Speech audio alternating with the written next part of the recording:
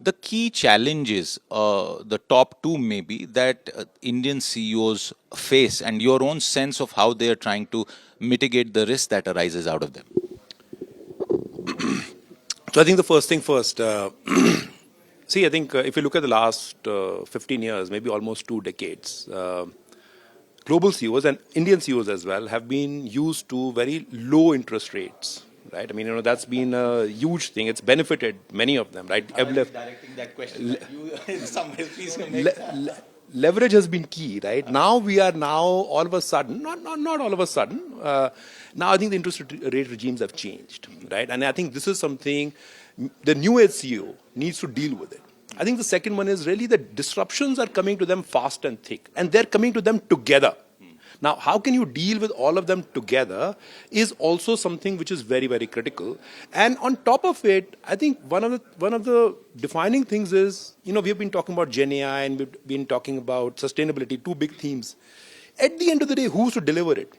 And Nivruti just said, it is about execution. Who's to execute? We have to execute. So the upskilling of your people and yourselves to be able to deal with this world which is so dynamic and which has changed so drastically over the last 2 decades is something. So the quality of talent, the quality of upskilling and your temperament to be able to deal with those disruptions, I think is going to be key to a successful CEO. And let me also say at this forum, I won't be surprised if there is a significant CEO churn because many of them are not able to deal with this. Last 5 years, the biggest reasons for reinvention have been technology, regulation, and competition.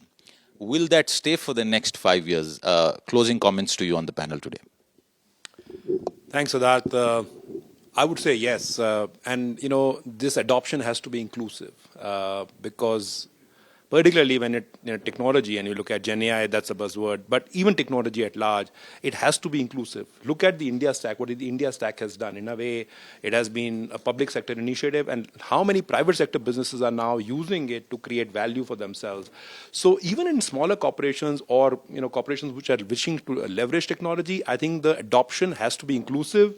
It has to manifest itself down to to every employee in the company. That's when the real benefits and the efficacy gains of technology will come through. We also need to understand the risks. The survey has pointed out certain significant risks that are coming out of new technology adoption.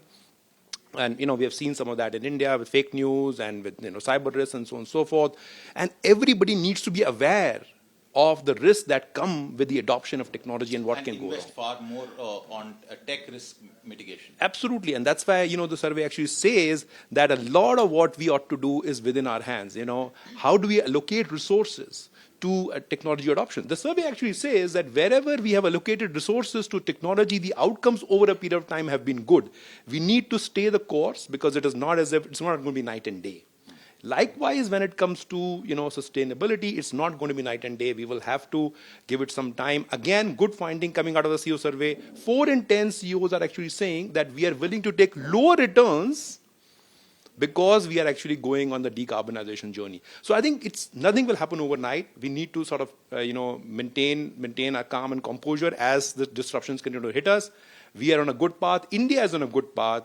I think we just need to make sure that the next 2-3 years, all of us come together to make it work and shine India even better at Davos and worldwide.